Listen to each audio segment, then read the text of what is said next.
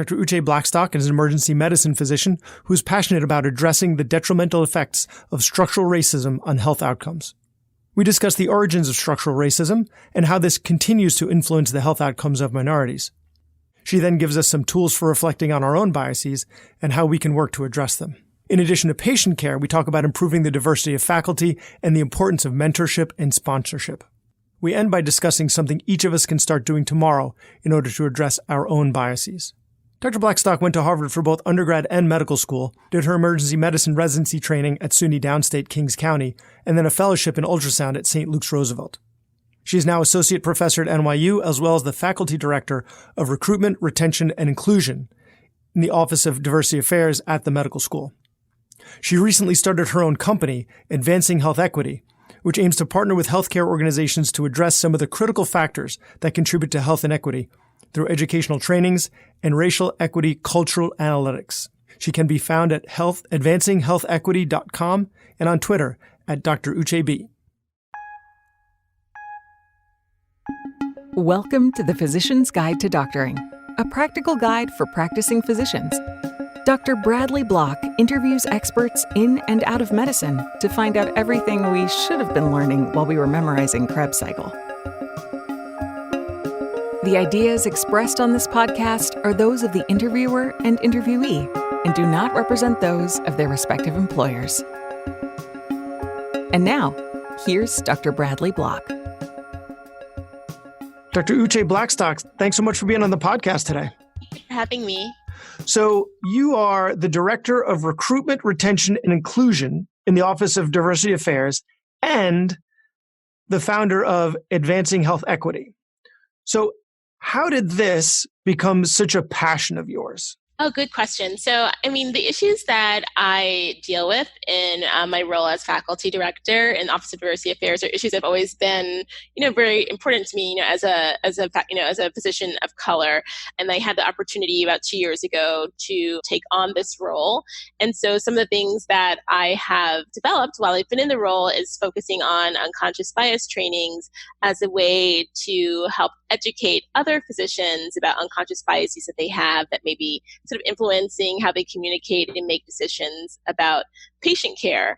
And then I started doing this work and I really enjoyed it and I got a great reception and I started giving grand rounds at other academic institutions, and then other healthcare organizations came calling, and I decided to start my own company, Advancing Health Equity, because I felt like it was my way to help to contribute to this problem of healthcare disparities by focusing on educating the healthcare workforce around unconscious bias and structural racism. So let's take a step back and talk about the origins of the unconscious bias and structural racism, right? In theory, we should all be treated equally, but we aren't. So why is that? Like, how did this all start? If you want to talk about America specifically. No, this is such a great question. When we look at the healthcare disparities today, we talk about, we're in the midst of a Black maternal mortality crisis now where Black women have 3 to 4 times more complications around pregnancy as white women, and we wonder why we're in this situation. And a lot of it, has to deal with actually legacy, certain practices and policies that sort of encompass structural racism. So we talk about, slavery and Jim Crow and Black codes that have really led to chronic generational poverty that, influences inequality, lack of access to care. And then even when the Civil Rights Act was passed in the 1960s and Black people were allowed to being taken care of in hospitals, there were still issues with receiving quality care. And then there are also issues of internalization of racism. We know that there's data that shows that there's a weathering effect on people that actually can be passed down across generations. And so these are some factors to why we've arrived where we've arrived right now. So, Dr. Blackstock, can we take it back even a little further? Let's talk about even the foundations of racism, because I think in order to understand the unconscious biases, it's going to be important to understand the origin of all of this. So, Right. So where did this all come from? Right. And so, the foundation, in order for slavery to persist, in order for there to be a society where one group of human beings owed another group of human beings, there had to be a narrative that those people that felt they were more superior held true, and that was that Black people were inferior. And so there were different ways that this was communicated, right? Like there's phrenology and that phrenology is something that originated in Germany. It's now been debunked as pseudoscience, but it's this idea that the bumps on the surfaces of a person's skull correlate to certain personality characteristics. And so the bumps that enslaved Africans had were supposed to be correlated with the fact that they were tameable or able to be tamed. So obviously, like, there's this idea that, throughout slavery, in order to justify slavery, this idea that Black people are inferior, and that has obviously been perpetuated across generations, across centuries, and is still really embedded in our medical culture and within healthcare overall.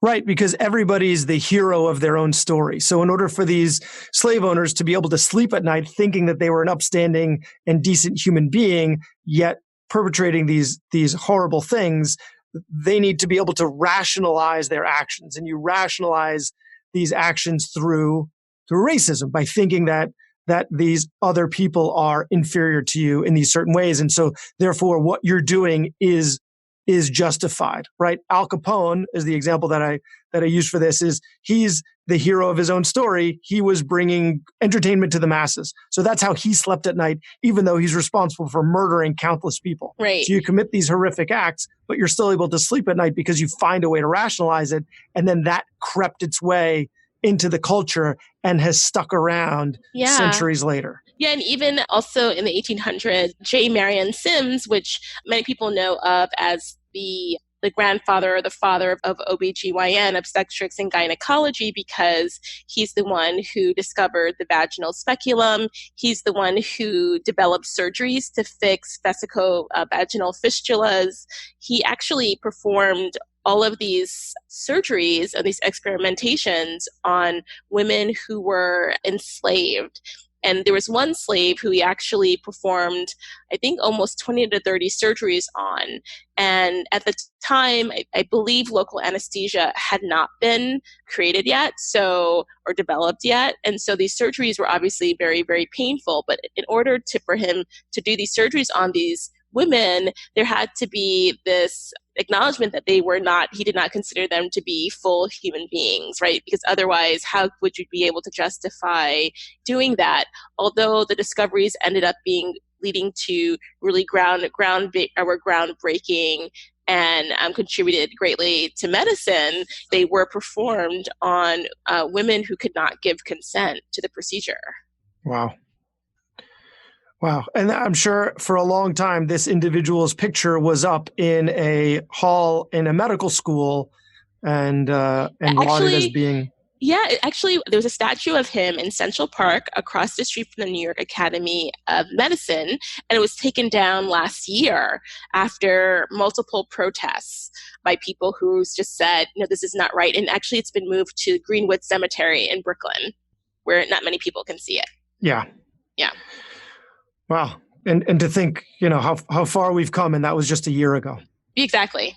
Wow. Okay, so that's the origins of it. And so how do we start addressing it? So if I want to improve my ability to treat my patients and yet want to be able to recognize, I want to be able to recognize my own biases in order to improve my ability to do so. Mm-hmm. Where do I start? Right. I do want to back up just a little bit in saying that I do think that our medical education system and our training system could do a better job in terms of preparing us. So, I think probably like you, I really didn't learn about any of this in medical school. I didn't learn about the origins of racism in healthcare. And so I came to being a clinician almost, very unprepared because I didn't know about this history. So here we are, and what do we do now?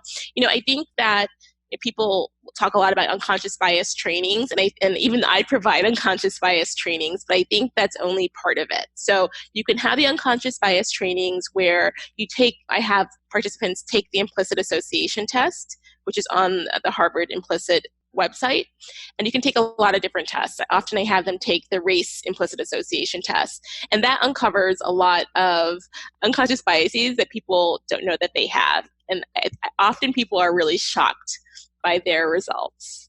Yes, I'm sure most, if not all of us would be. So we'll definitely include a link to that in the show notes. So we've taken the test, we recognize that we have these biases. Mm-hmm. So how do we, Right. now that now I recognize it, great, I'm a terrible person. How do I improve that? Right. So you're not a terrible person. I like to say that we're all like goodish people. We're all works in progress. And so a lot of times when I run my sessions, I tell them, make sure you have a growth mindset, meaning that realize that with effort, time, and feedback that you can get better at anything. And so I say the same thing about unconscious bias, that you can actually help to mitigate your bias by using certain strategies. And the major strategy that is often recommended is self-reflection.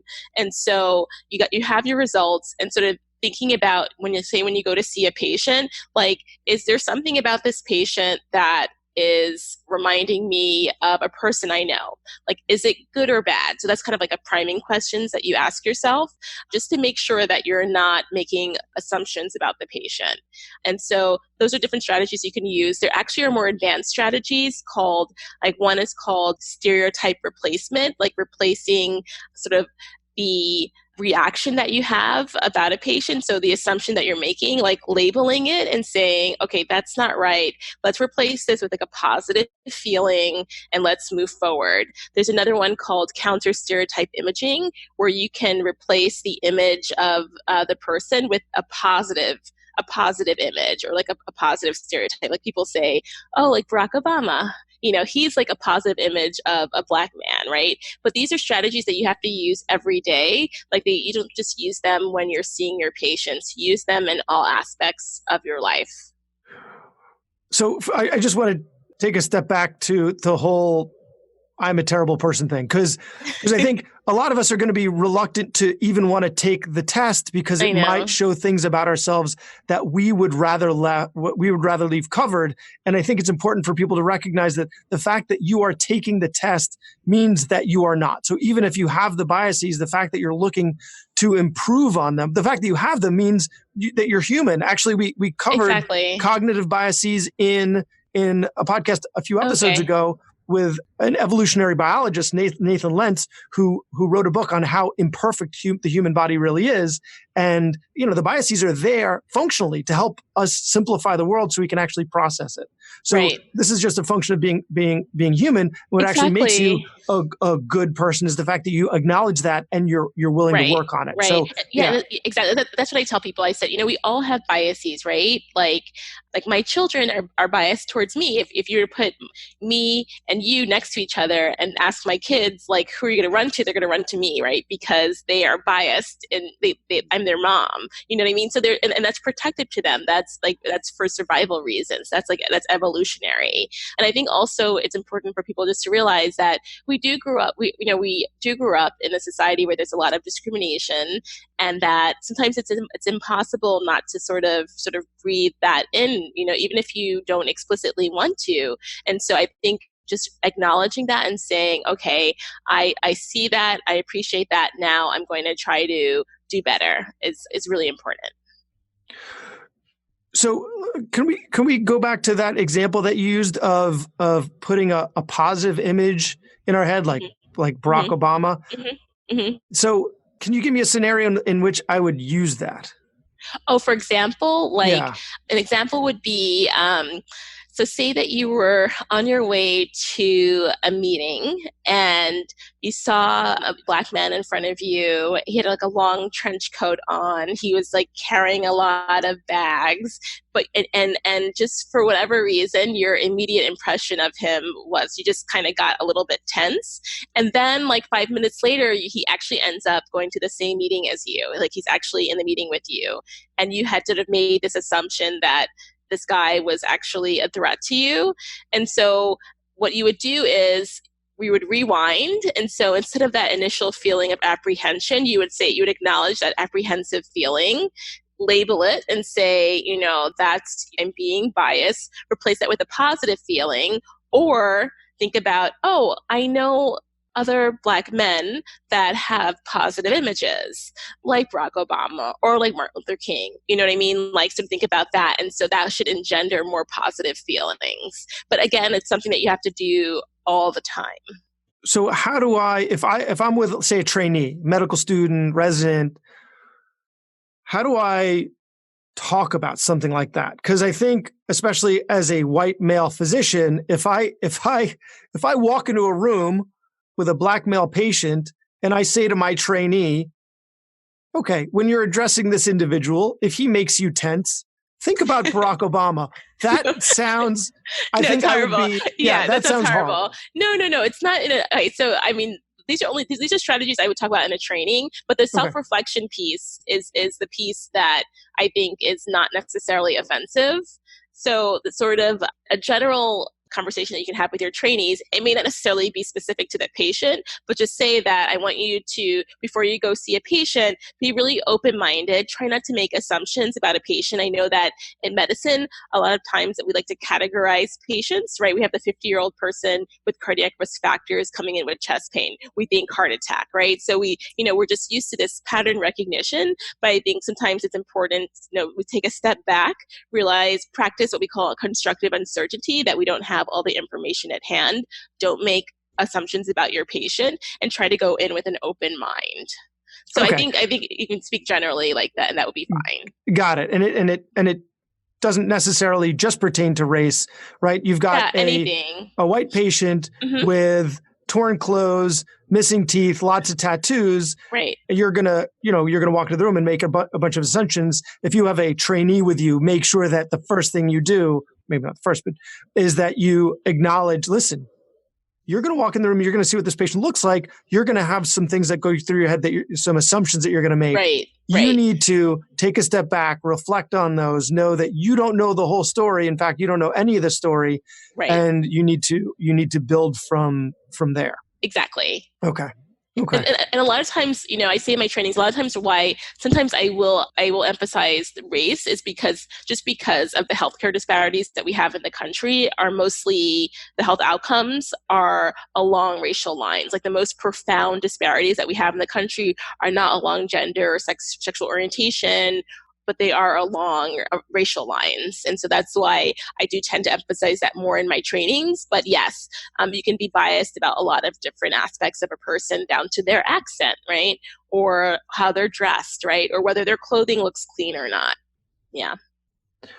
So that's for the physician seeing patients, but you also do this for recruitment, right? That's how you're the director of recruitment, retention, inclusion in the Office of Diversity Affairs. Right. So take us through the 3 steps. How do you recruit, retain, and include? Well, so in even thinking about unconscious bias in all of those different areas, so even like in terms of recruitment, sort of thinking about like what kind of language we use for ads that we put in, magazines or sort of journals or websites to make sure that we're not being exclusive of certain types of people. And so, of course, we all have blind spots, so we want to make sure that we're as inclusive as possible in the language that we use. And even in interviewing processes, you want to make sure that you use structured evaluation tools. So you always want to ask everyone the same question, because we know that off the cuff interviews, like where you're like, hey, oh, I'm from New York. Oh, you're from New York? Oh, cool. And you just sort of start talking about being from New York, and you end up feeling like you're developing a rapport between this person, and you think this person is great. You get like halo bias. You're like, this person would be great for the job, when 30 minutes later, you really don't know much about their skills. all you know is that you get along really well. And so we know that actually, that's a situation where unconscious bias could actually really flourish in those off-the-cuff interviews. So you always want to use structured evaluation tools or structured processes in the recruitment process. So aside from trying to standardize the recruitment process, how does that help you to recruit more, like once you got to the interview? But what about even pre-interview? How do you go by recruiting a more diverse medical staff? Yeah, great question. And then that's a challenge because, only 4% of physicians are Black. I think another 5% are Latino. So the numbers are already quite small. And so we really have to be intentional about our efforts. We will go to certain professional organizations, so like the National Medical Association, which is the largest organization of Black doctors. So we'll try to focus our recruitment efforts there. The same for predominantly Latino organizations as well. And so, or go to different affinity groups, or actually talk to faculty of color that we have and find out if they have any people that they can recommend for positions. But I will say that the recruitment part is really a challenging piece because the numbers already are very small. And New York is a high cost of living, as you know, city to live in. And so you have to really incentivize the offer to people. Okay, so now you found them, you interviewed them, you've hired them. Mm-hmm. So the next step is retain. Yes. Recruit, retain, and include. So how do you retain? How do you retain a diverse staff?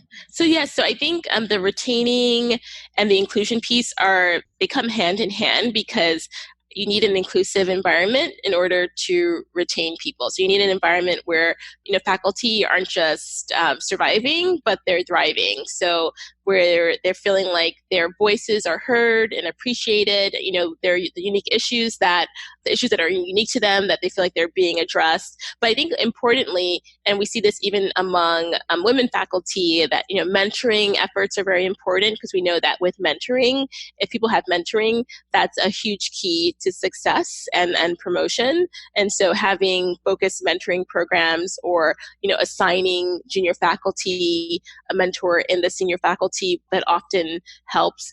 Sponsorship is important. So making sure that institutional leadership is aware of opportunities for faculty of color that they may be interested in. If there is a position that opens, make sure that you are considering, a diverse group of possibilities for that position. And so mentorship and sponsorship, we know, are key to retaining and promoting not just faculty of color, but all faculty. But we know that faculty of color, definitely do have special needs that need to be addressed as well.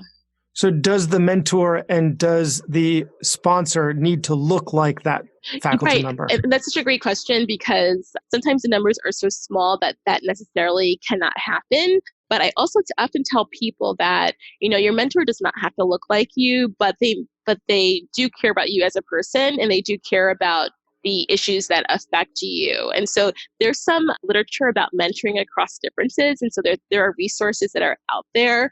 If there is a mentor of a different race than the junior faculty member, and just sort of, kind of being attuned to the specific issues that may come out of that mentoring relationship. So, for example, for me, about half my mentors look nothing like me, but they've been incredibly supportive along the way since I've been at NYU, and I credit them with a lot of my success.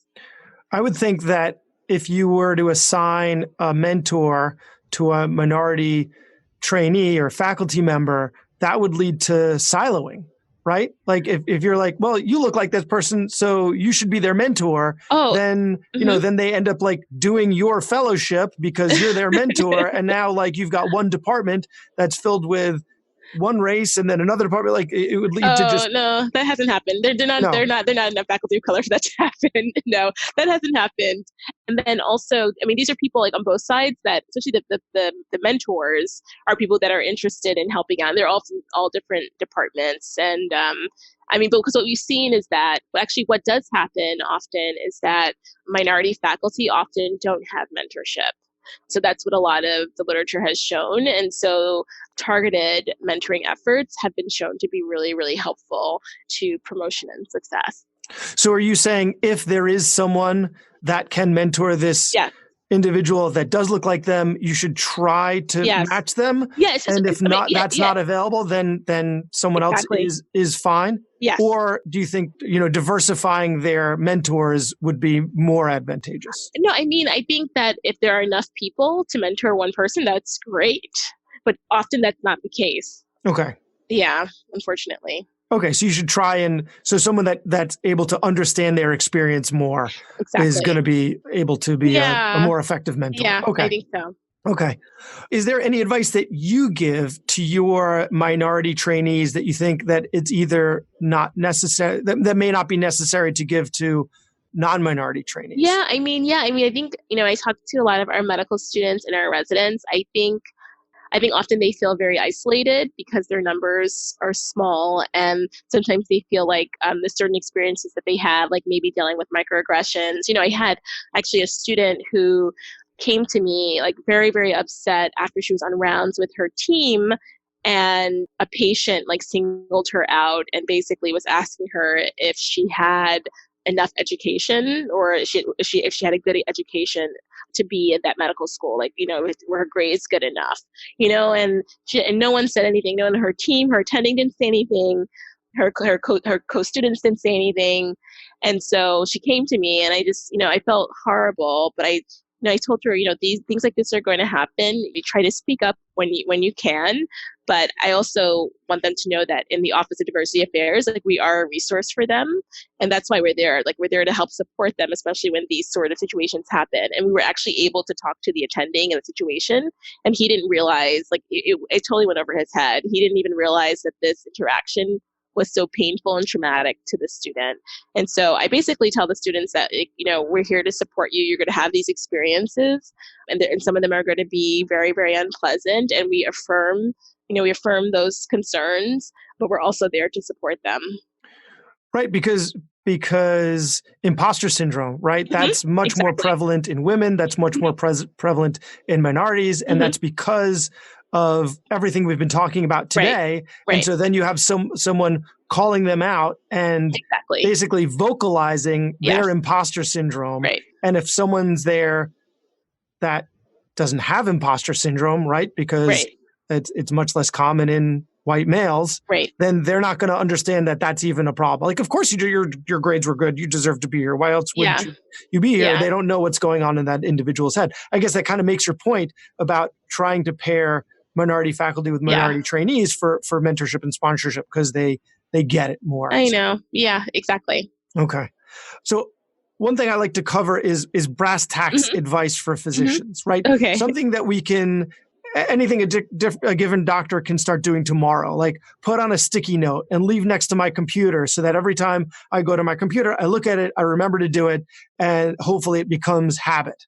So what should I write on that sticky note so I can start doing better with regards to my biases? Oh, it's your biases. Okay. Or anything else that we've talked today about, whether it's trying to recruit, retain, and include, anything that we've covered today. Yeah. Okay. So there's this idea. So I would write two words on the sticky note: structural competency. And what that is this this idea that has actually been in development for over the last 10 years, for this idea of structures and systems sort of influencing the health of communities, right? And thus the health of patients. And so there's this idea that, we always talk about cultural competency, like as if a physician could actually become competent in someone else's culture. But more importantly, it's understanding how systems like structural racism can impact a patient's health. And so when you're seeing a patient, you want to think in the larger context of society, right? In terms of how they ended up in front of you with the issues that they're having. So I would ask all physicians really to think broadly about how practices and policies have influenced your patient's health status. That sounds complete anathema to that recent article that came out in the Wall Street Journal. Oh my God. About how we need to... I know, horrible. Yeah. How we need to, what is it? Call me by my pronoun or something like that, which is just the lead in. Yeah. It was very disappointing. And effectively what it comes down to, I think what it was Stanley Goldfarb, previously of the University of Pennsylvania, what was trying to say was that these issues should not be at the detriment to learning the sciences. But I think one thing that trying to make my podcast all about is everything we should have been learning while we were trying to learn the meds, the Krebs cycle. Exactly. But we didn't need to learn the Krebs cycle because the fact that I now no longer remember where fumarate and maleate are in the Krebs cycle aren't going to help me to treat my patients. But acknowledging that there are structural systemic issues that occur outside my office that led this patient to be now in front of me are going to help me to become a better doctor. Exactly. I didn't put that in the questions. I apologize because that article just came out. But I'm wondering what were your, without making your head explode, right? Because I'm sure you wanted to break something after reading that. But what were your thoughts on that article? Well, I mean, my immediate thought was that, okay, well, that perspective is how we've gotten ourselves into a situation where we are like of all industrialized countries, we have the highest rates of health disparities and health inequities. It's because of that idea that we're only supposed to focus on the clinical aspect and not thinking about the broader structures and systems. And so I think we can do better. I disagree wholeheartedly with the premise of that article. And I think a lot of physicians who want to do good work, I think they disagree as well.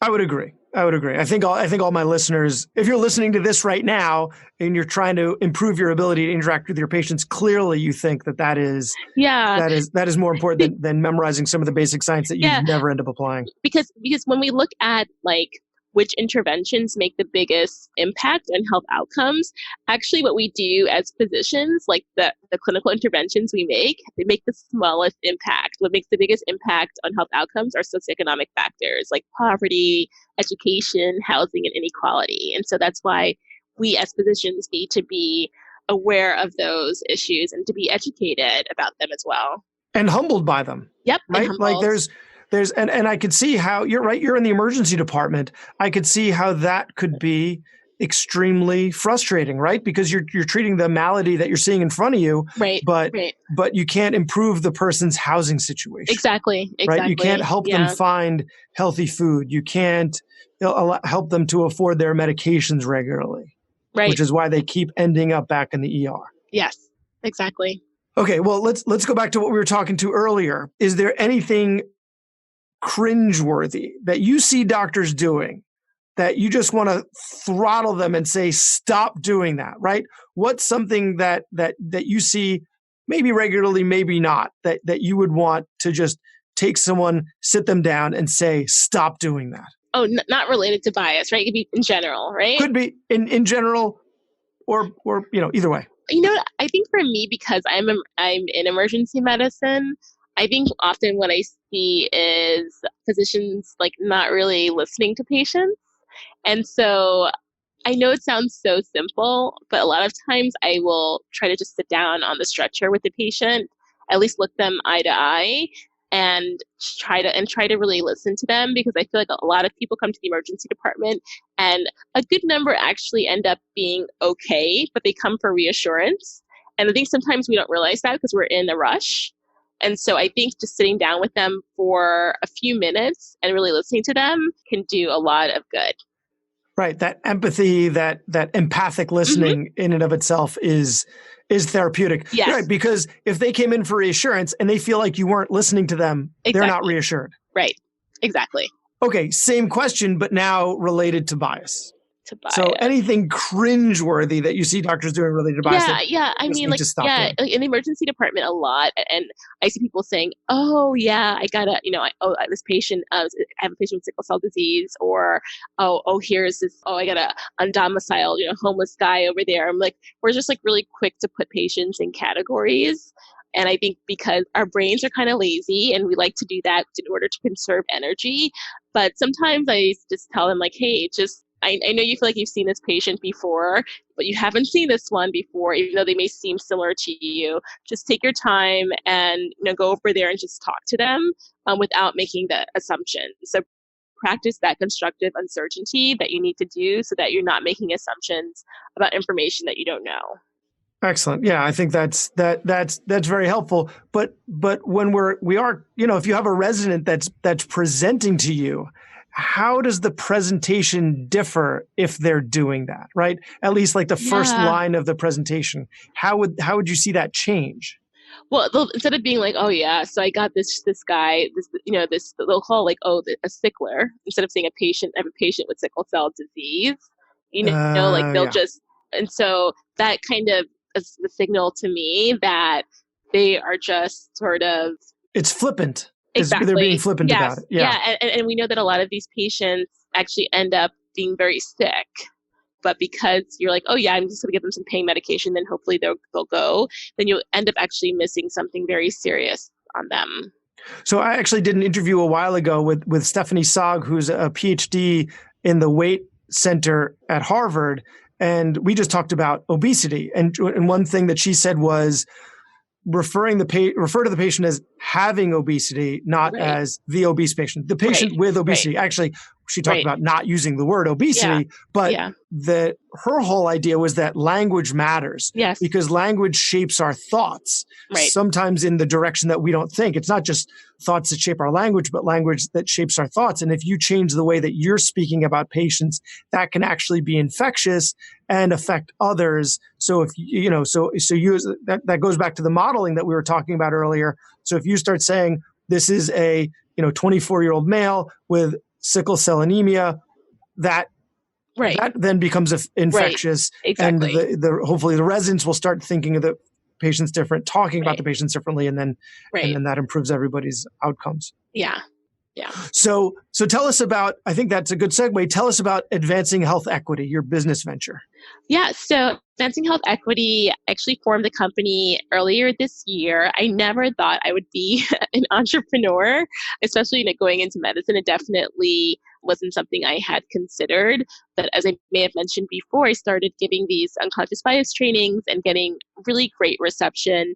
Then I started being asked to get them outside of the organization. And then I realized, I said, hey, I need to take this show on the road. I should start my own business. And so I've been working with public health organizations, large physician groups, and doing trainings around unconscious bias, inclusive leadership, structural racism, in healthcare, developing an analytic tool to assess race equity in the culture of organizations. And so this is my small contribution to helping to address health disparities by making sure that we have a workforce that is trained to take care of a diverse patient population, and to make sure that we have work environments and workplaces where a diverse workforce can thrive. So if people are interested in learning more about it, finding you online, how do they find you? You can go to my website, www.advancinghealthequity.com. Any final thoughts for our listeners on either advancing health equity or recruiting, retaining, and including people? And I read this on Twitter. I think it was FOD, foreign, other, different. Someone who is foreign, other, or different to your organization. Yeah. I think I just want everyone to remember, especially people who are in the healthcare professions, realize that we have a huge impact, even in interpersonal interactions with our patients, on their health outcomes. And so we should really be thinking about the biases that we're bringing to that encounter, but also about the systems and structures around that patient and where that patient lives and where they work that are also influencing their health status. And so I think if we realize both those things, that we can actually provide better care to our patients. Fantastic. Well, you are extremely busy between your family, your practice, and this new business, and I wish you the best of luck with Advancing Health Equity. So thank you so much for taking the time to talk to me tonight. Oh, thank you so much for having me. That was Dr. Bradley Block at the Physician's Guide to Doctoring. He can be found at physiciansguidetodoctoring.com or wherever you get your podcasts. If you have a question for a previous guest or have an idea for a future episode, send a comment on the webpage. Also, please be sure to leave a 5-star review on your preferred podcast platform. We'll see you next time on the Physician's Guide to Doctoring.